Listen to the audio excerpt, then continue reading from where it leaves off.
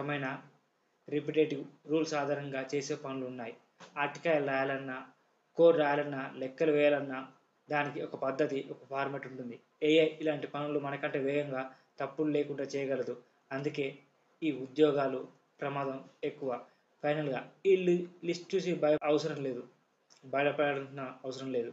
కానీ జాగ్రత్త పడాల్సిన అవసరం ఉంది. సో ఆ అవసరం మాత్రం ఖచ్చితంగా ఉంది. ఏఐ మన ఉద్యోగాలను పూర్తిగా తినేయదు, కానీ మన పని చేసే విధానాన్ని పూర్తిగా మార్చేస్తుంది. ఏఐని మనం ఒక శత్రువులా కాకుండా ఒక సహాయకుడిగా, అసిస్టెంట్గా ఎలా వాడుకోవాలో నేర్చుకోవాలి.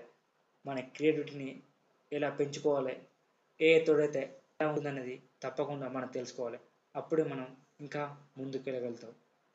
ఈ మార్పులపై మీ అభిప్రాయం ఏంటో, మీ ఉద్యోగానికి ఏఐ నుండి ప్రమాదం ఉందని మీరు భావిస్తున్నారా?